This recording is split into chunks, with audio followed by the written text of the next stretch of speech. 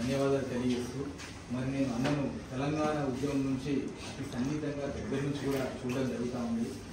అన్న ఈ తెలంగాణ రాష్ట్రానికి one of the inspiration leader.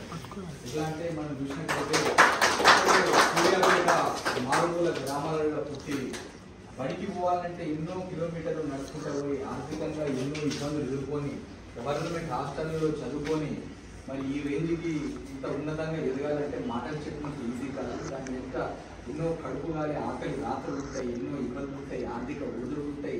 చదువుకుందామంటే పుస్తకాలు దొరికాయి. ఆ కాలంలో మరి ఇన్ని ఓదార్చి ఇన్ని ఇబ్బందులు పడుతూ కూడా ఇంత సక్సెస్ఫుల్గా ఉండడం మరి తెలంగాణ ఉద్యమంలో కూడా అన్నది ఎంతో క్రియాశీలక పాత్ర.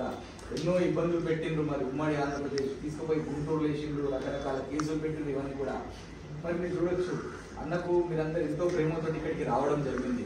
మరి అన్న ఒక్కొక్క మిత్రుడిని పలకరిస్తూ 10 ఏళ్ళ అనుబంధం అని చెప్తూ దగ్గర తీసుకుంటూ పర్సనల్గా చాలా మందిని చూసినాం. మేము తెలంగాణ ఉద్యమం నాయకులు చిన్న పొజిషన్ రాగానే కన్ను ఎగితాయి, ఎక్కడికో పోతారు లాస్ట్ కొలాప్స్ అయింది. చాలా మంది దగ్గర చూసినాం.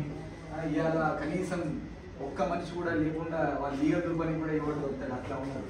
మరి అన్న దగ్గర what is the learning for us అంటే చాలా సౌమ్యంగా ఉంటారు, ప్రేమగా ఉంటారు. ఎంత చిన్నోళ్ళైనా కలుపుకొని పోతారు, ఈ మర్యాదగా ఉంటారు. సో ఆయన ఇంకా హెల్దీగా ఉండాలి.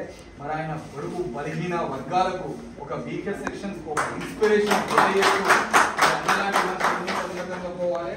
మరి ఎవరైనా అన్న ఎదుగుదలను ఓరవలేక మాటలంటే కూడా మరి ఒక్కరికి పోతే అని తెలియజేస్తూ మరి తెలంగాణ కాంట్రాక్ట్ అవుట్సోర్సింగ్ సంఘం తరఫున, తెలంగాణ ఉద్యోగ చేసే తరఫున, మరి all India backward classes federation తరఫున కూడా అన్నకు మేము ఒక చిరు సత్కారం చేసుకున్నాము. వారికి జన్మదిన శుభాకాంక్షలు తెలియజేస్తూ చల్లగా చూడాలని మీ అందరికీ కూడా అన్న సహకారం ఉండాలని తెలియజేస్తూ మరొకసారి ధన్యవాదాలు.